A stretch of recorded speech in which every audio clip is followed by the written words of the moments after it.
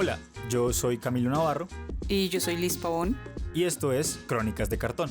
Un podcast sobre juegos de mesa hecho por y para principiantes. Hemos estado compartiendo el podcast en diferentes grupos y ha tenido muy buena acogida. Muchísimas gracias a todos los que nos escuchan y a los que nos han dado retroalimentación, ya que esto es muy importante en este momento de crecimiento.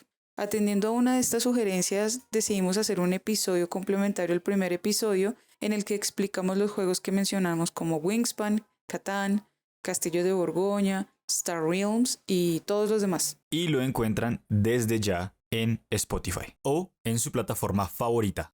Antes de entrar de lleno a hablar del tema de hoy, queremos anunciar el resultado de la encuesta de la semana pasada, que era ¿qué prefieren, Catán o Carcassonne? Y ganó Carcassonne con el 57% de los votos. Y también vamos a leer algunas respuestas a la pregunta que hicimos en Spotify la semana pasada. Queríamos leerlas todas, pero este episodio salió bastante largo, así que leeremos solamente un par. Pero muchas gracias a todos los que nos respondieron, la verdad es que nos sirve un montón para conocerlos y saber de qué hablar. Recuerden que desde la aplicación móvil de Spotify pueden responder las preguntas y de paso calificar el podcast con 5 estrellas. La pregunta era, ¿cuáles son sus juegos favoritos y cuál es uno que no se aguanta?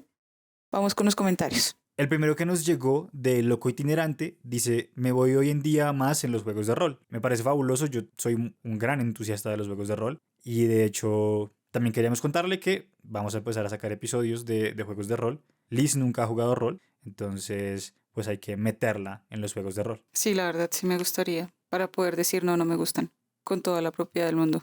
No mentiras, no los he probado, entonces no puedo decir nada, simplemente es una bromita. Entonces tenemos a Alejandro Santselenita, que nos dice que Risk con un corazoncito. Creo que me gustan todos los juegos de mesa, sobre todo los que tienen miniaturas. Sí, estamos de acuerdo. Hay unos juegos que tienen miniaturas muy lindos, pero que son difíciles. Así como Cthulhu Death Might Die. No por lo complicado, sino porque como que no le entra a uno. Le entra a uno como en reversa un poquito. O en mi caso y en el caso de Camilo, ¿no? Porque habrá muchos que lo amarán. Sí, a mí también me gusta Risk. Yo hablé de Risk la semana pasada. Risk es un juego de guerra en el que cada jugador como que controla algunos países del mundo. Este es un mapa mundi, el mapa es un mapa mundi y hay que enfrentarse para conquistar lugares. Había olvidado que hablamos de Risk la semana pasada. A mí me gusta mucho Risk, los juegos que tienen miniaturas me parecen fabulosos. Gabriel Logan dijo que sus favoritos son cualquier Tiny Epic. Yo nunca he jugado ninguno, pero sé que Liz tenía una colección de la que se deshizo hace poco. Otro es It's a Wonderful World. Que de hecho se lo vendí yo. ¿El It's a Wonderful World se lo vendiste tú? Sí. Ok, me encanta. Zombicide segunda edición y Abuela Co. De ahí la verdad solo he jugado Abuela Co, que me parece un juego fabuloso, un juego colombiano de cartas en el que hay que preparar recetas de comida colombiana. Hace poco estuvimos ahí, ¿no? En el torneo. Sí, hace poco estuvimos en el torneo. Perdimos bastante. Pero no faltaron las risas. Sí, exacto. Y nos ganamos 2 carticas promocionales. Claro que sí. Y los juegos que no le gustan a Gabriel Logan son los juegos de roles ocultos porque su grupo no sabe mentir. Hay que enseñarlos a mentir. Bueno, tenemos a MaesGon08 que nos dice que ahora mismo su preferido es el Hero Quest y nunca le ha gustado los juegos euro. Creo que tienes que darle oportunidades a un juego euro no tan pesado y que tenga una temática que te llame la atención, porque hay unos que son muy buenos. No todos son de ovejitas, te lo prometo. Los juegos euro son juegos que se caracterizan por su énfasis en la estrategia, en el juego de estrategia, en interacción como indirecta entre los jugadores y que tienen poca suerte. Son juegos como Lorenzo el Magnífico, son juegos como Los Castillos de Borgoña, en que no necesariamente, pero suele pasar que hay que encadenar acciones y cosas así. Optimizar las mecánicas para obtener más puntos de victoria al final. Palmoisés nos dice, primero Terraforming Mars, segundo Century Golem Edition y tercero Red Rising. El que no me aguanto pueden ser juegos en solitario, sea el que sea. Terraforming Mars es un juego muy bacano, es muy, muy chévere, pero es un juego que no se puede sacar a mesa tan fácil porque no es un juego con el que uno iniciaría en los juegos de mesa. Creo que sería un magno error empezar por este juego en los juegos de mesa porque tiene muchas cosas y de pronto uno se puede sentir sobrecargado con este juego. En Terraforming Mars hay que terraformar Marte. Somos compañías que están como cambiando el ambiente en Marte para hacerlo habitable. Y hay que estar pendiente de muchas cosas. También hay que hacer combos, pero hay que hacer... El juego es bastante largo, es bastante pesado. Cuando hablamos de pesado, es como una forma de calificar qué tan difícil es un juego, dependiendo de un puntaje que en la Board Game Geek existe. Nota de Camilo Editor. La Board Game Geek, o BGG por sus siglas en inglés, es una Wikipedia lúdica. Hay información detallada de miles y miles de juegos, incluyendo para cuántos jugadores es un juego, cuánto dura, la dificultad, la dependencia del idioma, etc. Es una herramienta bastante útil sobre la que haremos un episodio. Pero sí, es un juego bastante pesado y los componentes son muy baratos, se sienten baratos, se sienten que no le pusieron mucho amor. El juego es una caja, no viene como organizar nada y vienen como 200 cartas. Es una chimba entender y jugarlo y las mecánicas, pero los componentes, horrible. Yo tengo la versión en cartas, que las cartas ya se sienten un poquito más gruesas, tienen un gramaje más grueso, la textura también es mucho más bonita, trae como sus organizadores en donde vienen como los recursos, el tablero es más pequeño, vienen en 2 niveles para que no se corran los recursos dentro del tablero. Está muy bonito, es a mi parecer es mucho mejor que el tablero grande, pero eso no le quita que sea un gran juego, es un muy buen juego. Century Golem, el Century Golem sí no lo he jugado, lo he visto un montón de veces, lo he escuchado un montón de veces, pero no puedo decir nada sobre él porque no lo he jugado, no, más allá de haberlo visto, no, nada más. Pero prometo que lo jugaré para poder decir, no me gustó, no mentiras, prometo jugarlo para poder decir mi opinión acerca del juego. Y Ray Rising, ese juego yo lo tengo aquí, lo tengo nuevo, sin estrenar, así que también espero pronto poderlo jugar para poder dar también una opinión acerca del juego. Y como los que no se aguantan son los juegos en solitario, bueno, yo tengo que decir que una de las cosas que más me gustan de los juegos de mesa son los juegos en solitario. Y tengo un par y también han pasado por mis manos otro par. Y no sé, creo que también tienen su encanto. En el futuro haremos un episodio sobre juegos de mesa en solitario porque yo estoy del lado de Palmoisés, yo no entiendo los juegos de mesa en solitario, pero ya hablaremos de eso. En este momento estoy tratando de jugar algunos para poder tener una opinión más informada. Dani Ley, una amiga mía, dice que su juego favorito por el momento es Wingspan, gran juego, y el que menos le gusta es Escaleras y Serpientes. Me gusta mucho este comentario porque hoy vamos a hablar de Escaleras y Serpientes un poquito también, porque es un juego bastante viejo. Listo, Daruk el Orco nos dice que Dominion es de sus preferidos y no le gustan tanto los Dungeon Crawler. Hace poco compraste una cajota de Dominion, ¿no? Sí, yo compré una caja grande de Dominion, que es Dominion, con una expansión de Dominion. Es un juego que me gustó bastante porque usa esta misma mecánica de mejorar tu mazo. Compras cartas para tener cartas que te dejen hacer más cosas o te den más dinero. Es fabuloso. Y nunca he jugado un Dungeon Crawler, por ejemplo.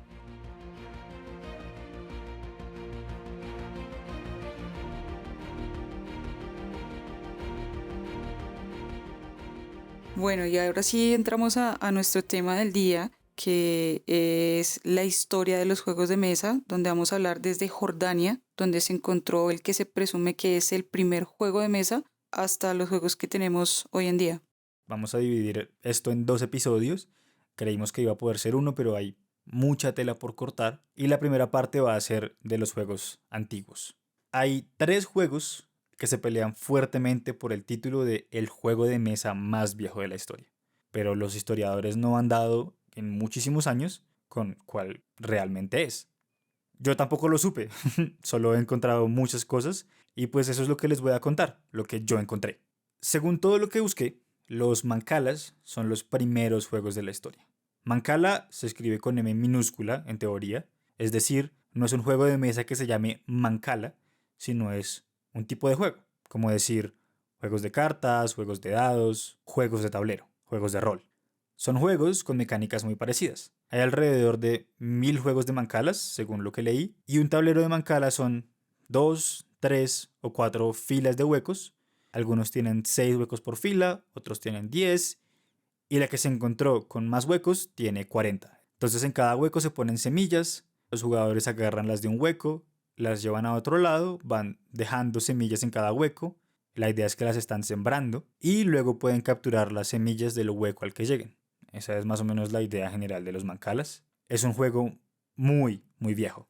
Se presume, y por esto está en esta lista de los más viejos, que una tableta encontrada en Jordania, que data del año 6000 antes de la era común, es el primer tablero de mancala de la historia. Se cree que nació en África, donde aún se juegan mancalas, y que luego se esparció por todo el mundo. Por ejemplo, a las Américas llegó cuando los africanos fueron esclavizados. Hay demasiados juegos de mancalas como para nombrarlos, pero son bastante famosos. De hecho, hace poco jugamos con Liz uno que se llama 5 tribus o Five Tribes, que básicamente es un juego de mancalas pero convertido a una versión moderna en juego de mesa. El otro, que no sabemos cómo se juega, porque nunca se dejaron instrucciones, es Mehen. Mehen. El tablero más antiguo data de alrededor del 3600 de la era común y fue encontrado en Egipto. Es básicamente una serpiente enrollada, vista desde arriba, la cola está en el borde y la cabeza en todo el medio. El cuerpo se divide en pequeños espacios donde se supone que se movían las fichas. Y hay evidencia del juego encontrada en tumbas. Se cree que era importante también para los ritos funerarios. Sabemos que se jugaba con unas fichitas como de león y de leona. Son bastante lindas, les dejaremos imágenes. Porque en la tumba de Gezi-Ra, que era como un comandante, hay dibujos de las piezas de león y de leona en un tablero de Mehen. Pero no tenemos ni puta idea de cómo se jugaba. Wow, qué chévere, ¿no? Qué chimba eso. Sí, la verdad es como, no sabemos cómo era, pero entonces está esta imagen. Eran importantes aparentemente. Otro juego que estaba en un mural en la tumba de Gezi-Ra y el último que se presume que es el primero se llama Senet. Senet. De este no hay tantos tableros intactos, pero hay murales en tumbas bastante viejas que también lo muestran. No solo la de Gezi-Ra que les estaba contando, sino también en la tumba de la reina Nefertari. En la tumba del faraón Tutankamón se encontraron 4 tableros de Senet. Aparentemente Tutankamón era un jugador de juegos de mesa bastante grande. Uy, Tutan, de los nuestros. El tablero está compuesto de 3 filas de 10 cuadritos cada una, son 30 espacios, y hay piezas distintivas para cada jugador. El tablero es además como una cajita donde se pueden guardar las piezas, entonces uno simplemente saca como un cajoncito que tiene, y tampoco tenemos ni idea de cómo se juega. Pero los tableros más recientes que se encontraron tienen jeroglíficos que hablan de cosas espirituales y ritos. Se cree que el juego empezó siendo un juego y se convirtió en algo espiritual. Hay jeroglíficos y pues escrituras y cosas que han encontrado que decía que los egipcios creían que jugar Senet era muy importante, había que entrenarse en el Senet, porque los muertos tenían que jugar Senet contra un ser divino para completar su viaje al más allá. Hay un juego que se llama Caminando hacia Osiris, si mal no recuerdo el nombre, y tiene que ver con algo así del más allá. Ok. Sí, la mayoría de las cosas egipcias son como el más allá. Hay que vivir bien para que luego nos acepten por allá al otro lado. Nota de Camilo, editor. El juego se llama Navegando hacia Osiris. Liz estuvo bastante cerca. En el juego, el faraón murió y los gobernadores que quedaron deben hacer monumentos en su nombre para que luego Osiris lo favorezca en el más allá. Ahora, por el otro lado de varios de los tableros de Senet que se encontraron, había otro juego. Entonces era tablero de Senet por un lado y por el otro lado era un tablero de el juego real de Ur. Se llama así porque lo encontraron en el cementerio real de la ciudad de Ur en la antigua Mesopotamia. Realmente no sabemos cómo se llamaba en esa época. El juego real de Ur es el primer juego del que tenemos una idea clara de cómo jugarlo. En los 80s, un curador del Museo Británico, porque ¿dónde más iba a terminar un tablero de un juego antiguo, sino en el lugar de los ladrones más grandes de todos, y que además aman los juegos de mesa, pues en Inglaterra? Irving Finkel, que es este curador, tradujo una tableta cuneiforme. Las tabletas cuneiformes son como escritura de Mesopotamia, y esta tableta estaba escrita por un astrónomo, un tal Iti Marduk Balatu, que explica cómo se juega el juego. Se jugaba originalmente con huesos de oveja y luego con dados, y era una carrera. Entonces el tablero estaba dividido en dos lados, 4 filas de 3 espacios a un lado, y luego hay un brazo que las conecta, más o menos. Hagan de cuenta como una T o algo así. Y al otro lado hay como otros 3 espacios. Y la idea es como ir al otro lado del brazo y volver. Los caminos de los jugadores se cruzaban en algún momento y se podían como hacer daño de cierta manera. Una comunidad judía en la ciudad de Kochi, en India, siguió jugando el juego real de Ur por generaciones, y alguien que había jugado le confirmó a Irving que las reglas eran básicamente como él las había traducido. Así que el juego real de Ur, además de ser el primero que sabemos cómo se juega, es el juego que durante más tiempo ininterrumpido se ha jugado. Se creía que era Go, pero simplemente no sabíamos que el juego de Ur también se jugaba por allá. Qué chévere. Sí, es una chimba. Y va a hacer un paréntesis aquí, aprovechando que mencioné que el juego real de Ur se jugaba con huesos de oveja y luego con dados, para decir que los dados son bastante viejos. Los dados también datan de Egipto, no estoy muy claro ahí, pero provienen de una práctica que se llamaba astragalus, que era rodar dados para predecir el futuro, como en películas y cosas así. Eso era cierto. Básicamente se hacían como de tobillos de criaturas o de humanos y se rodaban para predecir el futuro, pero luego fueron encontrando estos huesos con huequitos como para hacer dados y luego se convirtieron en dados. Pero tal vez podríamos hacer todo un episodio sobre dados, sobre juegos de dados que se pueden jugar con dados normalitos y sobre los dados de 20 lados y así. Porque de hecho los dados de 20 lados también son súper viejos, o sea, no es algo nuevo. Nota de Camilo, editor. Astragalomancia era el arte adivinatorio y astragalus es el nombre del hueso del tobillo, con el que se hacía astragalomancia y después dados. Estos primeros juegos se expandieron a diferentes lugares. Se han encontrado tableros de Senet, de Mehen, del juego real de Ur, en lugares muy lejos de aquellos en donde nacieron. Entonces, los juegos de mesa siempre han sido algo que han llamado la atención de la gente, lo suficiente como para robárselos y exportarlos. Así como hace poco en la Gen Con que se robaron Ay, unas sí, cartas. todas esas cajas de cartas, pobre gente.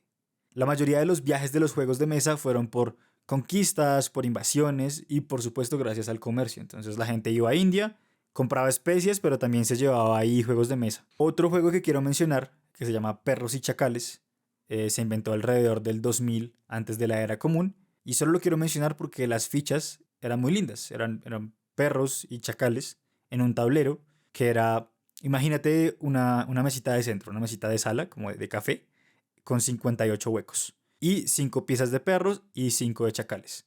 Es precioso. De hecho, aparece en la película de 1956 Los 10 Mandamientos, aunque lo que aparece ahí es como una edición de lujo jugada por faraones y tal. De ese tampoco tenemos ni idea de cómo se juega. Entonces vamos a saltar a juegos un poco más jóvenes, porque todos estos vejestorios no sabemos cómo jugarlos y simplemente son piezas de museo. Vamos a saltar a Go. Go es un juego de origen chino que realmente se llamaba Ji o Weiki, y el nombre Go es el nombre japonés. El tablero actualmente es una cuadrícula de 19 por 19, aunque originalmente eran de 17 por 17. Cuando salió de China era de 17 por 17, pero en el Tíbet y en Persia y en diferentes lugares lo ampliaron y en Japón llegó a 19 por 19 y así lo conocemos hoy. Go se juega con 180 fichas blancas para un jugador y 181 fichas negras para el otro. El jugador negro es el que arranca y la idea es marcar territorio. Hay que encerrar lugares, entonces eso a uno le da puntos. Y también uno puede capturar fichas del oponente para impedir que el oponente pues marque más territorio. El jugador que tenga más territorio al final gana. Hay reglas chinas y hay reglas japonesas y la manera de calcular los puntos son diferentes. Hay diferentes estrategias para cada uno, pero las reglas más usadas son las japonesas. Go es un juego que todavía se juega, lo que les decía. Se creía que Go era el juego que se ha jugado por más tiempo sin interrupción. Es bastante famoso en Japón, en todo lado realmente. Yo tengo un amigo que jugaba mucho Go hace un tiempo y participaba en torneos y tal. A él fue que le pregunté si lo que escribí aquí de cómo se juega estaba bien y me dijo que estaba bien, entonces vamos a creerle. Esperemos que sí esté bien. Y es un juego que ya la inteligencia artificial logró vencer. Toma mucho tiempo y es increíblemente difícil, pero ya la inteligencia artificial logró vencer a un jugador de Go. De hecho, el Wow. jugador de Go que la inteligencia artificial venció se retiró Wow. Se sintió, digámoslo, como humillado, tal vez. Sí, sí, le dio muy duro, o sea, debe Puesto. ser muy difícil. Digamos que ajedrez es otro juego que la inteligencia artificial ya venció, pero las posibilidades de jugadas en ajedrez son poquitas comparado con Go. El ajedrez son hartas, pero comparado con Go, Go es como... Hay más posibilidades de jugadas de Go que átomos en el universo, una vaina así. Wow. Eso no lo sabía. Es un juego que está totalmente fuera de mi conocimiento. De hecho, creo que la primera persona que le escuché hablar de Go fue a ti. Ok, sí, es un juego de estrategia, muy, muy de estrategia, es un juego abstracto. Los juegos abstractos son juegos que se juegan con fichitas que no tienen colores ni representan nada. Yo quiero aprender a jugar Go porque yo no sé jugar Go y pues tengo un amigo que sabe. Ya que estamos en Asia, otro país que tiene una gran tradición de juegos de mesa es India. Pero ellos tuvieron un pequeñito problema y es que les gustaba hacer los juegos de mesa en tela. Y la tela se deshace con el tiempo, muchachos. Entonces no hemos encontrado muchos rastros físicos de juegos de la India, pero sabemos de ello porque hay registros escritos. Hay dos específicos, Pachisi y Chaupar, que son similares. Se jugaban en un tablero en forma de más y los jugadores cazaban las piezas de los otros jugadores. Del Pachisi viene el Parchís, del Parchís viene el Parcase y del Parcase viene el colombiano, el que tal vez todos hemos jugado aquí, el Parqués. Pero las reglas originales del Pachisi eran más complejas, había cómo proteger las fichas, había habilidades especiales. Esta es como la versión tonta del Pachisi. Hay registros oficiales de Pachisi y Chaupar alrededor del siglo II y III antes de la era común, pero se especula que son más viejos, porque hablan como si fueran algo importante ya en ese momento. También de India viene serpientes y escaleras. Originalmente se llamaba Moksha Patam y el objetivo es llegar al último cuadro del tablero. Este es un juego bastante famoso en el que las escaleras te hacen subir y las serpientes te hacen devolver. Era un juego que representaba el camino a la iluminación. Entonces, las escaleras representaban virtudes y las serpientes representaban vicios. Originalmente, no sé cómo será en este momento, el número de serpientes era considerablemente mayor como recordatorio de que el camino del bien es más difícil que un camino de vicios y pecados. Y eso se me hace una chimba, también era como una exploración del concepto del karma. Eso me gusta mucho de la historia de los juegos de mesa y es que los juegos eran algo espiritual, representaban algo espiritual como llevado al mundo terrenal. De hecho, en el Diga Nikaya, que es un librito que alrededor del 500 antes de la era común, Buda, el Buda original, escribió reglas para vivir una vida devota. Y entre esas reglas había una lista de juegos que sus seguidores no debían jugar, porque no eran buenos, no te llevaban al camino de la iluminación. No nombra ninguno, pero los describe y se entiende que son juegos como Senet o como Ur o Pachisi. Los juegos de dado también estaban prohibidos. Los juegos de imaginación, como imaginar, estaba prohibido. Y entonces entendemos que a India habían llegado ya muchos de estos juegos, porque describen casi que al pie de la letra. Y de ahí, de la India, vamos a pasar a los primeros juegos de América. No es una tradición tan fuerte en América y el problema que tuvimos nosotros es bastante peor que el que tuvieron la gente de India. Los registros se perdieron porque los españoles los destruyeron, saquearon y quemaron todo porque eso no era católico y era Eso pagano, lo que sea. estaba de moda. Aquí había un juego que se llamaba Patoli. El tablero era en forma de más... Realmente era una X más o menos. Aquí se jugaba en todo lado. Lo jugaban los mayas, los aztecas, los toltecas y toda la gente que ellos conquistaron, o sea, todo el mundo. Y era un juego en el que se apostaba de todo. Se apostaba comida, se apostaban telas, se apostaban diferentes cosas. Y la idea era ir de un lado al otro del tablero. Entonces, un bracito de la X era el camino de uno de los jugadores y el otro bracito de la X era el camino del otro jugador. El que lograra llegar al otro lado, primero, ganaba. Lo que les decía, no sabemos mucho por culpa de los españoles, pero lo que sabemos lo sabemos por los españoles, que llegaron y lo vieron como vieron gente jugando este juego y pues hicieron algunos registros, pero no hay registros de aquí, no hay registros de más o menos cuándo nació, de qué significaba, ni nada de eso. Todo eso lo quemaron. El tablero se parecía un poquito al del Pachisi, entonces se teorizó de que tal vez la cultura india había llegado aquí, y entonces habíamos tenido contacto y bla bla bla. Pero luego se llegó al consenso de que, pues, no son juegos muy complejos. Hacer un tablero que tenga una forma de X y un tablero que tenga una forma de más no quiere decir que hayamos estado en contacto, simplemente casualidades. Las mentes brillantes piensan parecido, supongo. Y había otro, aquí en Latinoamérica, que se llamaba Bull, B-U-L. Es también juego de carreras, pero tenía elementos de lucha. De este se sabe aún menos que el Patoli, pero hay versiones modernas que se juegan en Belice y en Guatemala actualmente. Pero las versiones originales se perdieron, no tenemos ni la más mínima idea. Hasta este momento, la mayoría de los juegos de los que he hablado son juegos de carreras. Era algo bastante común en esa época, llegar del punto A al punto B.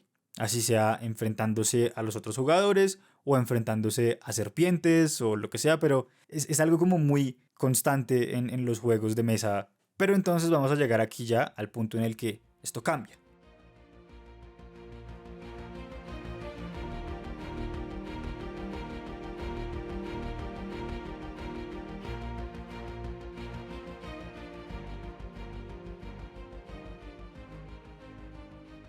Una de las civilizaciones más importantes para los juegos de mesa fue la romana. No precisamente porque hayan innovado y hayan creado los mejores juegos de mesa de la historia, sino porque fueron unos conquistadores, saqueadores, asesinos y ladrones increíblemente prolíficos. Y además les encantaba jugar. Entonces ellos agarraban juegos de mesa de lugares que conquistaban y los diseminaban por su imperio. Y su imperio era absurdamente grande. De hecho, tenían tableros de juegos de mesa en edificios oficiales. Haz de cuenta, en el Senado tallaban tableros de juegos de mesa por ahí en alguna silla para que la gente jugara todo el tiempo. Había en los baños, había en las casas, había en todo lado.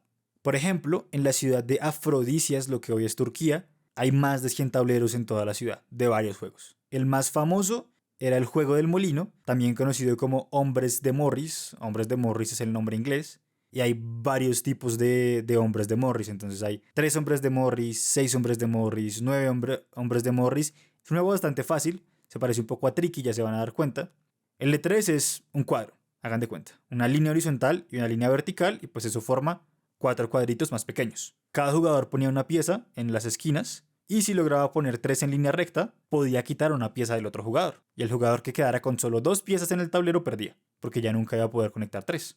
6 hombres de Morris simplemente eran 2 cuadrados, uno dentro del otro y conectados por líneas, y lo mismo, había que poner 3 fichas en línea recta. El Morris de 9 son 3 cuadrados conectados por líneas, y el de 12 también son 3, pero hay muchas más líneas de conexión. Ahí les dejaremos unas imágenes. Son un montón de cuadrados y uno es como, ¿qué? Pero sí, simplemente era poner fichas en las esquinas y formar líneas de 3. Y pues sí, este juego efectivamente es muy parecido al Tricky o al 3 en línea. Tricky es como lo llamamos en Colombia, la verdad no sé cómo más. Sé que se llama 3 en línea como oficialmente, pero no tengo la más mínima idea de por qué se llama Tricky. Y este juego, 3 en línea, se jugaba en Egipto como desde el año 1300 antes de la era común, pero era bastante para niños, entonces no era un juego muy de adultos, digamos. Es raro, tenemos como una fijación por el número 3, los humanos. Sí, había escuchado en algún momento eso y eso también tenía que ver con el triángulo por los 3 ángulos y porque es como la figura perfecta. Más allá de eso, no sé. Ni idea, pero está en todo. Hay muchos más juegos de la época romana, parecidos también, pero de muchos, de la mayoría de hecho, perdimos las reglas. La historia de los juegos de mesa es bastante irregular, pega bastantes saltos, porque aparentemente los europeos eran muy perezosos, les gustaba jugar, pero no les gustaba escribir de qué jugaban, o sea, es muy difícil encontrar reglas de juegos de mesa, entonces sabemos las de alguno y luego por allá 150 años después sabemos las de otro y así van como en saltos bastante grandes. El caso es que en Roma todo el mundo jugaba, eran bastante competitivos, se jugaba en la casa, se jugaba en público, se jugaba en el Senado, era omnipresente el juego, la lúdica en los romanos era omnipresente. Por ejemplo, había alrededor de estos tableros tallados, los que te digo que eran como en las ciudades, había mensajes tipo, deja que juegue un jugador de verdad, o vete perdedor, o no sabes jugar, tirándose los unos a los otros solo por los juegos de mesa, y eso me parece muy bonito. No hemos cambiado mucho Creo No, no, no. que seguimos así. Hay mucha gente que sigue así, que Sí, somos así.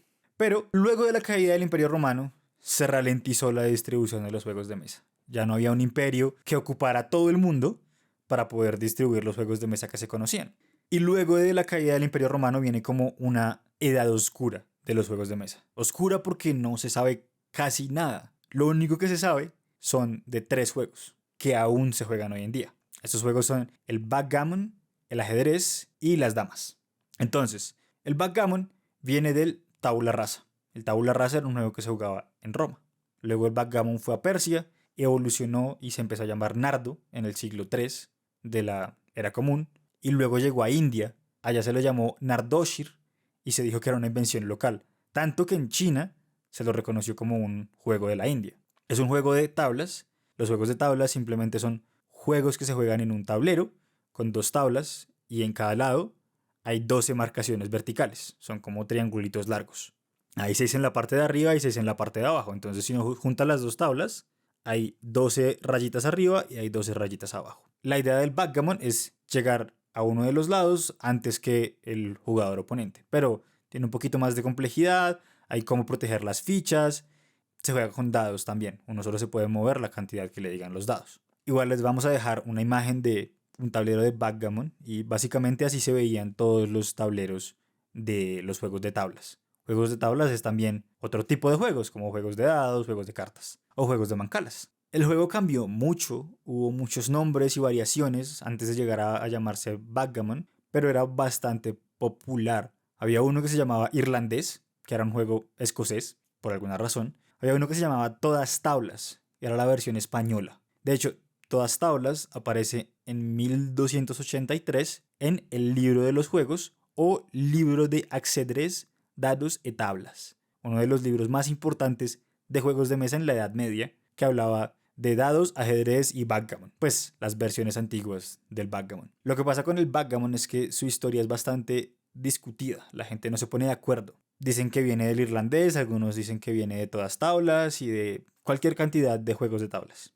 Y luego pasamos al ajedrez, que tiene una historia también de muchas transformaciones, pero es un juego que se puede rastrear un poco mejor, digamos. No del todo, porque todas estas vainas son muy difíciles de rastrear, pero es un juego en cuya historia los historiadores están más de acuerdo, digamos. Es uno de los juegos de mesa más importantes e influyentes de la historia, hay que aceptarlo. Hay torneos, hay grandmasters, hay muchas pasiones, hay libros. Es considerado un deporte, ya. El ajedrez ya lo hizo, es el gran juego, uno de los grandes exponentes de juegos de mesa. Tanto que Marcel Duchamp, el artista dada francés, el que agarró un urinal y lo llamó una fuente, se retiró del arte para ser un ajedrecista consagrado y llegó al rango de chess master o algo así. Igual dijo que ser ajedrecista era peor que ser artista porque aguantaba más hambre, pero a ese nivel de importancia tiene el ajedrez. Entonces, el ajedrez viene de uno de esos juegos que Buda dijo que no debían jugarse para llegar a la iluminación, y ese juego se llamaba Ashtapada. Ashtapada se jugaba en un tablero de cuadrícula de 8x8, como el ajedrez, y se jugaba a capturar a las piezas del enemigo, como el ajedrez. Luego vino el Chaturagi, que se jugaba en el mismo tablero de 8x8, pero era para 4 jugadores. Cada jugador tenía 8 fichas en cada una de las esquinas del tablero. Eran súper lindas, hay de varios colores, les dejaremos imágenes. Y tenían 4 peones al frente, un elefante, un caballo, un barco y un rey. El Chaturagi evolucionó en Chaturanga, que era para 2. Tenía una línea de peones y atrás, en la parte de atrás, había un raya, es decir, un rey, había un mantri, es decir, un visir, un general, había 2 elefantes,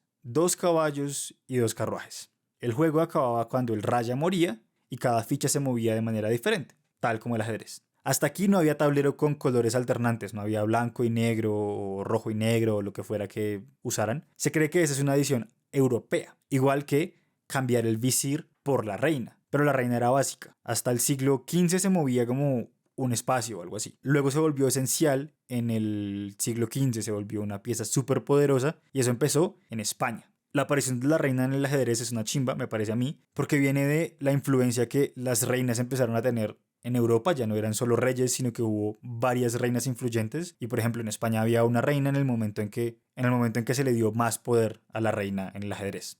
Lo Lo paila es que se le llamó ajedrez de la reina, pero también se le puso ajedrez de la loca, que pues es como... Ajedrez Ah, de la loca. bueno, porque las mujeres están locas, obviamente. No se puede tener un ajedrez con una pieza femenina influyente porque es el ajedrez de la loca de una vez. Pero el ajedrez que conocemos hoy en día no es el único ajedrez que ha habido. Por ejemplo, en el libro de los juegos, en el que les decía que es como un libro español súper influyente e importante, había un gran ajedrez que se jugaba en un tablero de 12 por 12. También había un ajedrez decimal, que era raro porque se jugaba con dados. No sé cómo se juega porque no tengo acceso al libro, porque es una reliquia, pero se jugaba con dados de 7 lados además. Y luego de estos vienen las damas. Las damas aparecieron después de los dos porque alguien agarró las fichas del backgammon, que son unas fichas circulares, unos discos digamos, y las puso en un tablero de ajedrez. Y luego le mezcló las mecánicas de un juego que se llamaba Alquerque, un juego que llegó a España desde África, en el que se capturaba a las fichas enemigas saltando encima y pues se podía como encadenar saltos, tal como las damas. Simplemente es lo mejor de muchos mundos. Tú habías mencionado la vez pasada que lo que tú jugabas era damas chinas, pero creo que lo que tú jugabas es damas, porque yo tenía un dato curioso de las damas chinas. Las damas chinas son que es como un tablero en estrella más o menos, Sí, que ese son es el bolitas. de damas chinas. Ujú, El que sí, yo juego era damas, que suelen sí. confundirse mucho. Sí. Pero entonces les tengo un dato curioso y es que las damas chinas, uno, no son damas, no es el tipo de juego damas. Dos, son alemanas. Y tres, son una simplificación de un juego gringo, un juego llamado Halma, que nació en 1892. O sea, las damas chinas son de antier, pues comparado en toda la historia de los juegos de mesa. Esto es bastante caótico, hay como tengo notas de el siglo III y luego del siglo VI y así, lo que les decía. No hemos sido muy juiciosos en los aspectos académicos con los juegos de mesa en la historia. El caso es que alrededor del siglo VI llegó el primer juego asimétrico. Un juego asimétrico es un que los jugadores tienen diferentes habilidades o diferentes condiciones para ganar el juego, o las dos. Es un juego que viene de los sajones y los vikingos y se llama Hnefatafl, Hnefatafl. Es un juego de guerra en el que hay un atacante y hay un defensor. El atacante empieza con hartas piezas y las piezas empiezan en el borde del tablero. Y el defensor empieza con la mitad de las fichas que el atacante y todas están rodeando a su rey, que está en el medio del tablero. El atacante gana si logra rodear al rey con 4 piezas, ortogonalmente, y el defensor gana si logra llevar a su rey hasta el borde del tablero, como para sacarlo del tablero. Otro juego muy importante es Rhythmomaquia, se llama. Es uno de los primeros juegos de los que sabemos el creador. Se llamaba Asilo de Würzburg, era un monje. Era un juego educativo horrible que explicaba la teoría de los números de Boethius, que era como un romano por allá. Es un juego bien complicado, se necesitaba saber de matemáticas para entenderlo, pero también era como para explicarlo, no sé. Es el primer juego pedagógico también. Y los juegos pedagógicos son una vaina que luego tuvieron una gran resurgencia en Gran Bretaña, mucho después. Ya vamos a llegar allá. Pero los juegos modernos, de cierta manera, empezaron por allá en Gran Bretaña de manera pedagógica. Y aquí vamos a dar un pequeño desvío a las cartas. No me voy a extender mucho porque me gustaría que hiciéramos un episodio de cartas y explicar algunos juegos de cartas como de barajas normales. Y allá nos podemos extender, podemos hablar de la historia y podemos hablar a profundidad. Las cartas, casi que seguro, nacieron en China. Las primeras referencias a cartas son de la dinastía Tang, alrededor del año 600 de la era común. Hubo varias menciones más, pero muy escasas, como que el juego se murió, como que no tuvo mucha acogida o no sé. Pero el caso es que por mucho tiempo no se escuchó más de las cartas. La fecha más definitiva que tenemos es 1294. 2 hombres fueron arrestados por jugar cartas. Se cree que por apostar, porque es lo único que tiene sentido. Y estas cartas representaban dinero, eran como copias del papel moneda de China en esa época. Porque la gente apostaba, entonces para no usar el dinero simplemente apostaban con estas cartas que eran representación de la plata. Y de China, las cartas de juego se expandieron a través de India, Persia y hasta Egipto, y desde Egipto al resto del mundo. Lo último que quiero decir sobre las cartas es que aún tenemos un mazo, tenemos como si lo tuviéramos tú y yo, existe, está en un museo, un mazo de Mamluk. Mamluk era como alguien que reinaba en Egipto en algún punto. Es un mazo completo de 52 cartas. Es precioso, es como más o menos, pareciera como de tarot, pero está mucho más lindo que un montón de cartas de hoy en día.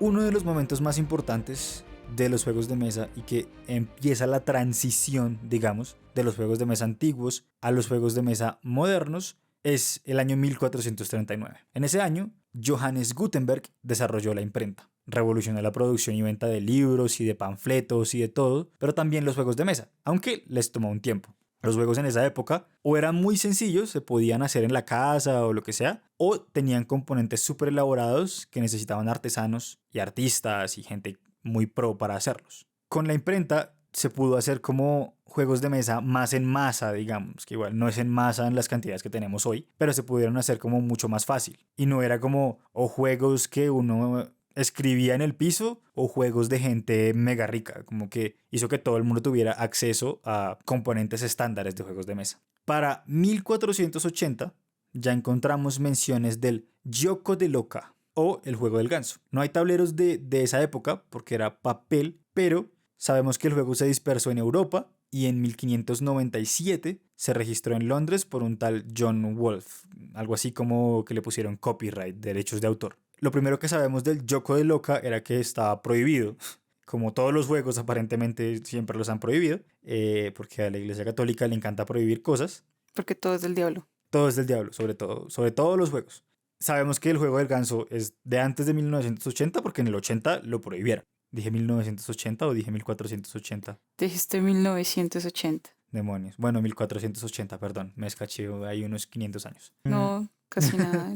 Lo que tiene América de descubierta. Más o menos. Hay un par de tableros viejos del juego del ganso en el Museo Metropolitano de Arte de Nueva York. Hay uno de India y otro de Marruecos. Ambos son hechos de madera, marfil y metal. Son preciosos. Son como la versión premium, la versión deluxificada del juego del ganso. El juego del ganso, oh sorpresa, también es un juego de carreras.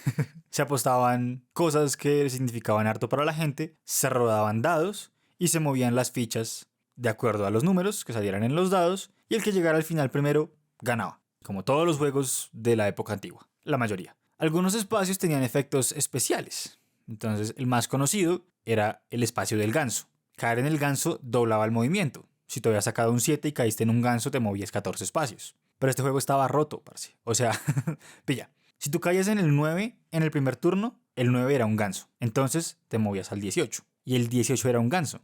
Entonces eso te llevaba al 27, que era un ganso. Y el 27 te llevaba al 36 y el 36 era otro ganso. Y creo que ya sabes para dónde voy. Sí, estaba roto. El caso es que si alguien sacaba 9 en el primer turno, llegaba al 63 y ganaba, sin que nadie más se hubiera movido. Era, pues, chimba para ganarlo fácil, pero sí, era un juego roto. Era un mal juego, realmente. Eso pasaba con muchos de los juegos antiguos. Pero y era todavía hay lindo. juegos modernos así, todos rotos. Sí, todavía hay juegos modernos malos, pero de eso es lo que vas a hablar tú. El caso es que el juego del ganso era lindo, me parece a mí. Era temático, era un viaje en el que el jugador se encontraba con varios lugares y los lugares le daban diferentes habilidades que no encontré porque pues la más famosa es la del ganso. Pero entonces el jugador se encontraba una taberna, se encontraba un laberinto, una prisión, un puente y así, era como un tema encima. Y luego se inventaron tableros de ganso muy raros, porque uno recorría el interior de un ganso. Vainas súper extrañas. Les dejaremos fotos. Como te decía, los europeos eran gente perezosa. Muy lúdica, pero gente perezosa. Les gustaba jugar, pero no llevaban registros. No tenían a la Board Game Geek para guardar sus partidas. Y es difícil de saber muchos juegos. Pero hay uno que es súper difícil de ubicar y es el dominó. La primera mención es por allá en el siglo II en China, pero se especulaba que se jugaba desde antes. Y pues por culpa de esa gente que no llevaba registros, hay muchos huecos y no sé, no había gente que hiciera podcasts espectaculares sobre juegos de mesa como nosotros. Y después del juego real del ganso, porque en inglés se llama el juego real del ganso, pasaron 150 años hasta que el siguiente momento importante en los juegos de mesa llegara. Esta vez en el Reino Unido, porque los juegos empezaron a hacerse para enseñar, lo que les había dicho hace un rato. En 1759, John Jefferies, un man que tenía una empresa de mapas, creó un viaje por Europa. El primer juego 100% inglés y el primer juego con un mapa de verdad. Y el mapa era un mapa de Europa. Estaba dividido en rectángulos, tenía 77 espacios en los que los jugadores podían caer. El juego arrancaba en Inglaterra, daba una vuelta por Europa, por el norte de África y luego volvía a Londres. Ahora, ¿cómo se jugaba este juego? Este más o menos sabemos cómo se jugaba. ¿Qué revolucionarias mecánicas se inventó? Pues las reglas dicen lo siguiente. Un viaje por Europa debe jugarse en todo respecto igual al juego del ganso. Entonces era un juego de carreras. Que no estaba tan roto. Eso sí, le agregaron esa parte de que no estaba tan roto ahora. Pero era la misma mecánica. Y era temático. Era más temático que el juego del ganso, porque era un viaje por Europa. Entonces cada espacio hablaba de datos de los lugares. Entonces si uno caía... Había un lugar en el que uno caía y lo mandaban como a Islandia y uno perdía 3 turnos. También era paila, pero la mayoría de estos juegos son malos, muchachos. Lo paila era que hablaba bastante de la grandeza de Gran Bretaña. Besarle las medias a Inglaterra todo el tiempo. La mayoría de estos juegos pedagógicos eran simplemente reimplementaciones del juego del ganso con temas pegados ahí con babitas. Algunos no tenían dados porque en la era victoriana los dados no tenían lugar en las buenas casas cristianas porque estaba prohibido. Prohibido. Porque era del demonio. Porque era del demonio. Hay uno de los que más de las reimplementaciones que más me gusta es el noble juego del elefante y el castillo. Era súper lindo. Uno se movía como dentro de un elefante. Eso era un poco raro. Pero el arte es muy lindo. Y sí, lo que les decía, como estas implementaciones de los juegos del ganso eran como, todo era carreras, pero entonces había carreras de momentos históricos, para que la gente aprendiera de momentos históricos. O para que la gente aprendiera aritmética, para que la gente aprendiera gramática, lo que fuera. Lo que se te ocurra, había un juego de eso para enseñarlo, pero simplemente era el juego del ganso. Aquí ya nos vamos acercando un poco más a los juegos de mesa modernos. Entonces, el juego de la vida humana, de 1790, hacía que los jugadores se movieran año por año a lo largo de la vida de un humano, desde la infancia hasta la vejez. Y básicamente se lo robaron de un juego francés que se llamaba Le Nouveau Jeu de la Vie Humaine. Yo no hago el más mínimo esfuerzo en pronunciar francés porque el francés no es un idioma que exista para mí. Básicamente se lo robaron. Y ese tema como es bastante recurrente desde entonces. Y de ahí, por ejemplo, nació el juego de Hasbro, Life, el juego de la vida del que hablamos la semana pasada. Y hay un juego que me gusta mucho y me llamó mucho la atención de esa época, que resaltaba porque no era educacional. Se llamaba Combate con el Gigante y usaba un mazo de cartas para recrear una expedición para ir a matar a un monstruo y liberar los rehenes. Ahí ya empezó como a tener tema bélico y más como de contar una historia los juegos de mesa. Y ya pues nos vamos acercando a lo que es los juegos de mesa actuales.